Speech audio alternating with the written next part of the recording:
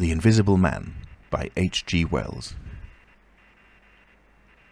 Chapter 3. The 1001 Bottles. So it was that on the 29th day of February, at the beginning of the thaw, this singular person fell out of infinity into Iping village.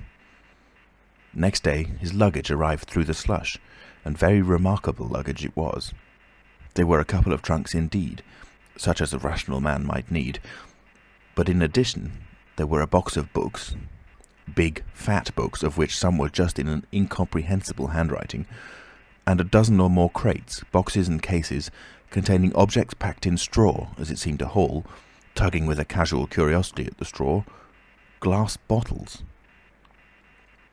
The stranger, muffled in hat, coat, gloves and wrapper, came out impatiently to meet Fearenside's cart, while Hall, who was having a word or so of gossip preparatory to helping them in, out he came, not noticing Fearenside's dog, who was sniffing in a dilettante spirit at Hall's legs.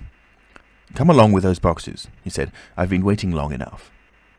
And he came down the steps towards the tail of the cart, as if to lay hands on the smaller crate. No sooner had Fearenside's dog caught sight of him, however, than it began to bristle and growl savagely, and when he rushed down the steps it gave an undecided hop and then sprang straight at his hand. "Ugh!" cried Hall, jumping back, for he was no hero with dogs, and Fearenside howled, "Lie down!" and snatched his whip. They saw the dog's teeth had slipped the hand, heard a kick, saw the dog execute a flanking jump and get home on the stranger's leg, and heard the rip of his trousering. Then the finer end of Fearenside's whip reached his property, and the dog, yelping with dismay, retreated under the wheels of the wagon. It was all the business of a swift half-minute. No one spoke, everyone shouted. The stranger glanced swiftly at his torn glove and at his leg, made as if he would stoop to the latter, then turned and rushed swiftly up the steps into the inn. They heard him go headlong across the passage and up the uncarpeted steps to his bedroom. "You brute, you," said Fearenside, climbing off the wagon with his whip in his hand, while the dog watched him through the wheel. "Come here," said Fearenside. "You'd better—" Hall had stood gaping. "He was bit," said Hall. "I'd better go to see to him." And he trotted after the stranger. He met Mrs. Hall in the passage. "Carrier's dog," he said. "Bitten." He went straight upstairs, and the stranger's door being ajar, he pushed it open and was entering without any ceremony, being of a naturally sympathetic turn of mind. The blind was down and the room dim. He caught a glimpse of a most singular thing, what seemed a handless arm waving towards him, and a face of three huge indeterminate spots on white, very like the face of a pale pansy. Then he was struck violently in the chest, hurled back, and the door slammed in his face and locked. It was so rapid that it gave him no time to observe. A waving of indecipherable shapes, a blow, and a concussion. There he stood on the dark little landing, wondering what it might have been that he had seen. A couple of minutes later he rejoined the little group that had formed outside the Coach and Horses. There was Fearenside, telling about it all over again for the second time. There was Mrs. Hall, saying his dog didn't have no business to bite her guests. There was Huckster, the general dealer from over the road, interrogative, and Sandy Wedges from the forge, judicial, besides women and children, all of them saying fatuities. "I wouldn't let him bite e'en me, I knows. 'Tasn't right to have such dogs. What'd he bite him for, then?" and so forth. Mrs. Hall, staring at them from the steps and listening, found it incredible that he had seen anything so very remarkable happen upstairs. Besides, his vocabulary was altogether too limited to express his impressions. "He don't want no help, he said in answer to his wife's inquiry. "We'd better be taking of his luggage in." "You ought to have it cauterized at once," said Mr. Huckster, "especially if it's all inflamed." "I'd shoot him, that's what I'd do," said a lady in the group. Suddenly the dog began growling again. "Come along," cried an angry voice in the doorway, and there stood the muffled stranger with his collar turned up and his hat brim bent down. "The sooner you get those things in, the better I'll be pleased." It is stated by an anonymous bystander that his trousers and gloves had been changed. "Was you hurt, sir?" said Fearenside. "I'm rare sorry the dog—" "Not a bit," said the stranger. "Never broke the skin. Hurry up with those things." He then swore to himself, so Mr. Hall asserts. Directly the first crate was in accordance with his directions, carried into the parlour, the stranger flung himself upon it with extraordinary eagerness and began to unpack it, scattering the straw with an utter disregard of Mrs. Hall's carpet. And from it he began to produce bottles, little fat bottles containing powders, small and slender bottles containing coloured and white fluids, fluted blue bottles labelled poison, bottles with round bodies and slender necks, large green glass bottles, large white glass bottles, bottles with glass stoppers and frosted labels, bottles with fine corks, bottles with bungs, bottles with wooden caps, wine bottles, salad oil bottles. Putting them in rows on the chiffonier, on the mantel, on the table under the window, round the floor, on the bookshelf, everywhere. The chemist's shop in Bramblehurst could not boast half so many. Quite a sight it was. Crate after crate yielded bottles until all 6 were empty, and the table high with straw. The only things that came out of these crates beside the bottles were a number of test tubes and a carefully packed balance. And directly the crates were unpacked, the stranger went to the window and set to work, not troubling in the least about the litter of straw, the fire which had gone out, the box of books outside, nor for the trunks and other luggage that had gone upstairs.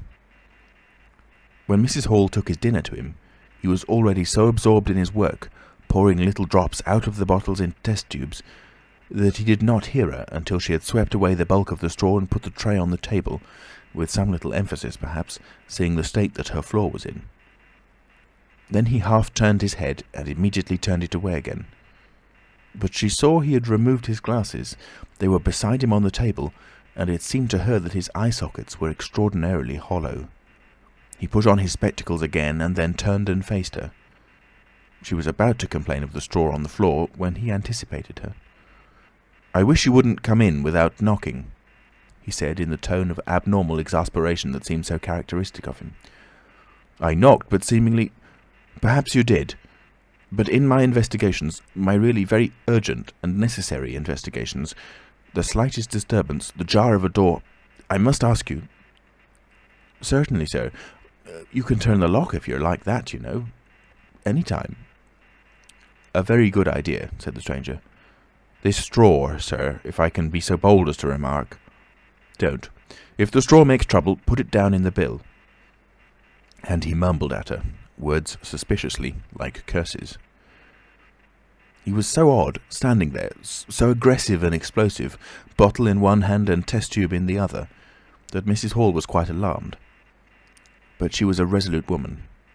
"In which case, I should like to know, sir, what you consider—" "A shilling. Put down a shilling. Surely a shilling's enough." "So be it," said Mrs. Hall, taking up the tablecloth and beginning to spread it over the table. "If you're satisfied, of course." He turned and sat down, with his coat collar toward her. All the afternoon he worked with the door locked, and, as Mrs. Hall testifies, for the most part in silence. But once there was a concussion and a sound of bottles ringing together, as though the table had been hit, and the smash of a bottle flung violently down, and then a rapid pacing athwart the room. Fearing something was the matter, she went to the door and listened, not caring to knock. "I can't go on," he was raving. "I can't go on. 300,000, 400,000, the huge multitude cheated. All my life it may take me. Patience, patience indeed. Fool, fool." There was a noise of hobnails on the bricks in the bar, and Mrs. Hall had very reluctantly to leave the rest of his soliloquy. When she returned, the room was silent again, save for the faint crepitation of his chair and the occasional clink of a bottle. It was all over. The stranger had resumed his work.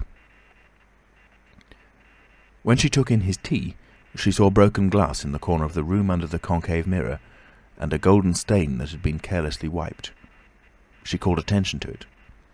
"Put it down in the bill," snapped her visitor. "For God's sake, don't worry me. If there's damage done, put it down in the bill." And he went on ticking a list in the exercise book before him. "I'll tell you something," said Fearnside mysteriously. It was late in the afternoon, and they were in the little beer shop of Iping Hanger. "Well," said Teddy Henry. "This chap you're speaking of, what my dog bit, well, he's black.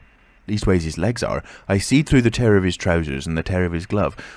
You'd have expected a sort of pinky to show, wouldn't you? Well, there wasn't none. Just blackness. I tell you he's as black as my hat. My sakes, said Henfrey, it's a rummy case altogether. Why, his nose is as pink as paint.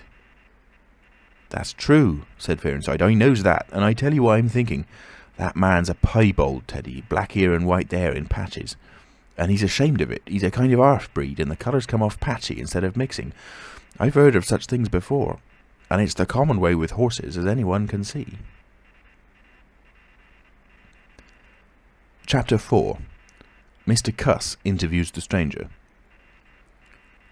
I have told the circumstances of the stranger's arrival in Iping with a certain fullness of detail, in order that the curious impression he created may be understood by the reader.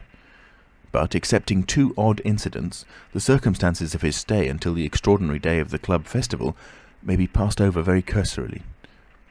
There were a number of skirmishes with Mrs. Hall on matters of domestic discipline, but in every case, until late April, when the first signs of penury began, he overrode her by the easy expedient of an extra payment. Hall did not like him, and whenever he dared, he talked of the advisability of getting rid of him. But he showed his dislike chiefly by concealing it ostentatiously and avoiding his visitor as much as possible. "Wait till the summer," said Mrs. Hall sagely, "when the artistes are beginning to come. Then we'll see. He may be a bit overbearing, but bills settled punctual is bills settled punctual, whatever you'd like to say." The stranger did not go to church, and indeed made no difference between Sunday and the irreligious days, even in costume. He worked, as Mrs. Hall thought, very fitfully. Some days he would come down early and be continuously busy. On others he would rise late, pace his room, fretting audibly for hours together, smoke, sleep in the armchair by the fire. Communication with the world beyond the village he had none. His temper continued very uncertain. For the most part his manner was that of a man suffering under almost unendurable provocation, and once or twice things were snapped, torn, crushed, or broken in spasmodic gusts of violence.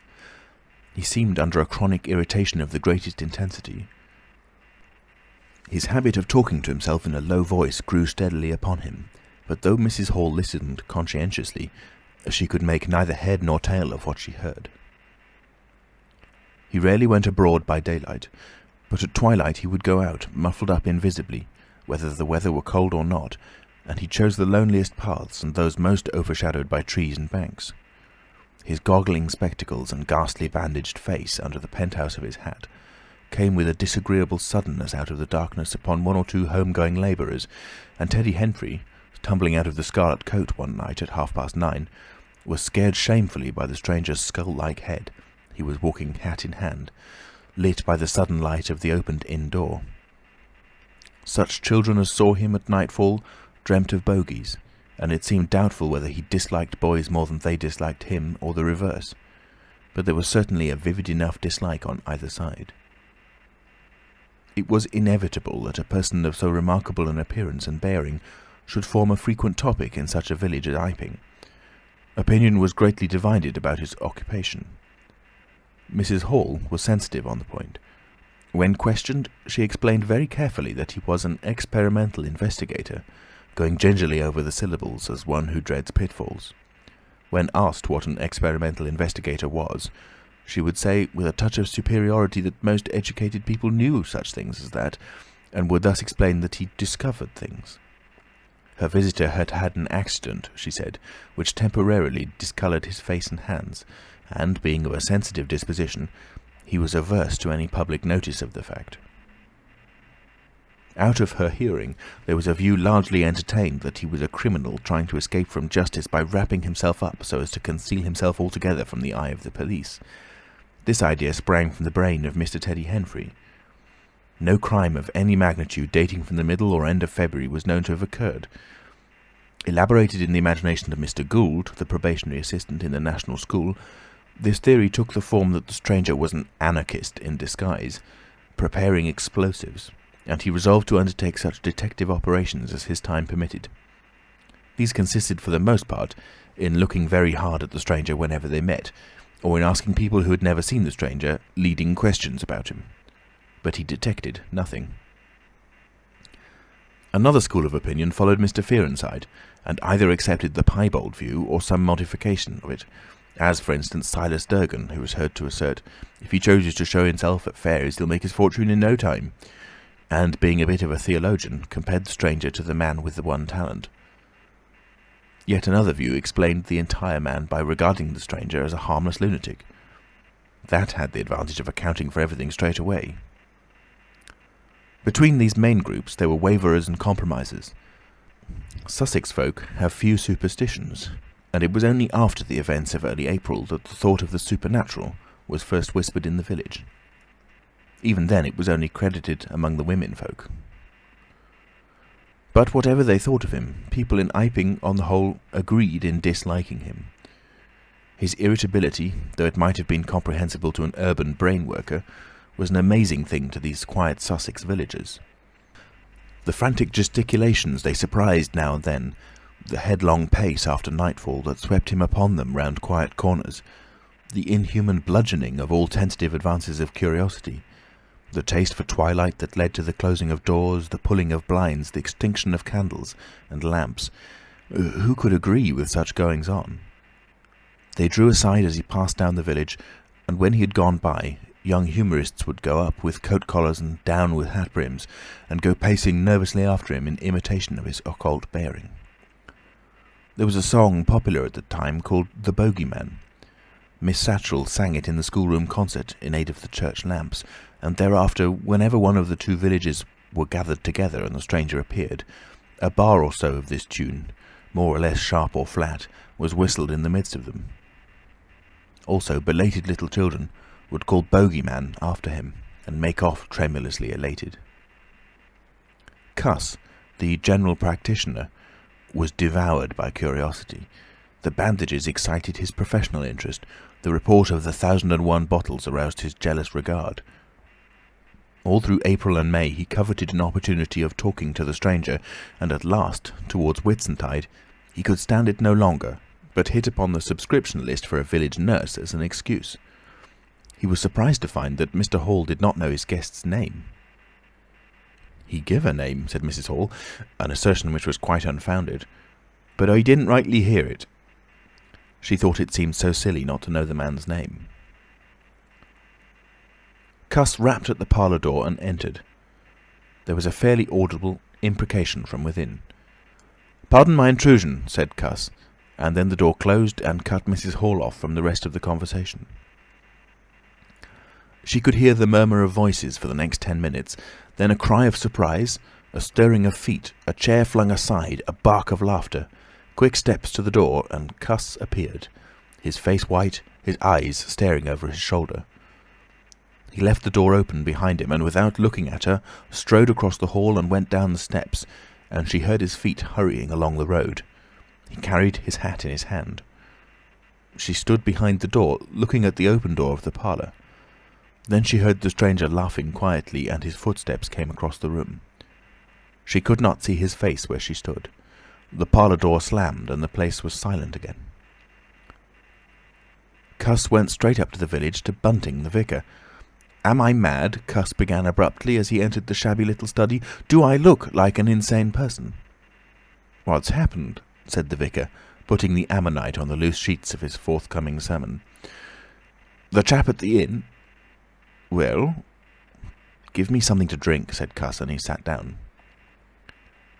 When his nerves had been steadied by a glass of cheap sherry, the only drink the good vicar had available, he told him of the interview he had just had. "Went in," he gasped, "and began to demand a subscription for that nurse fund. He'd stuck his hands in his pockets as I came in, and he sat down lumpily in his chair.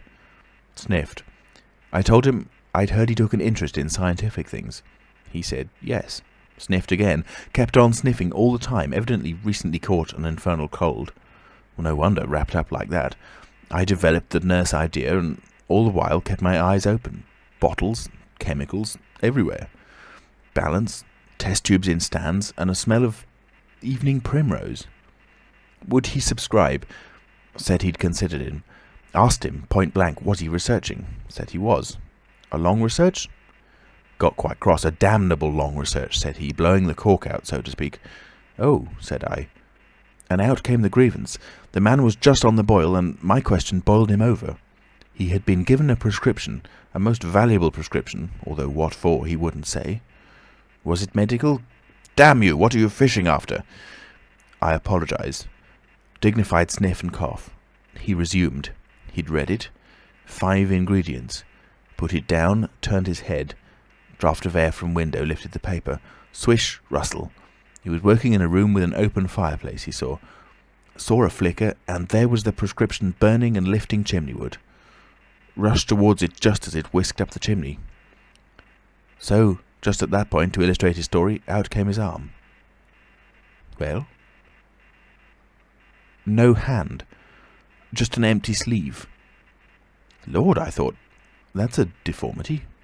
Got a cork arm, I suppose, and has taken it off. Then I thought, there's something odd in that. What the devil keeps the sleeve up and open if there's nothing in it? There was nothing in it, I tell you. Nothing down it, right down to the joint. I could see right down it to the elbow, and there was a glimmer of light shining in through a tear of cloth. Good God, I said. Then he stopped, stared at me with those black goggles of his, and then at his sleeve. Well? That's all. He never said a word, just glared, and put his sleeve back in his pocket quietly.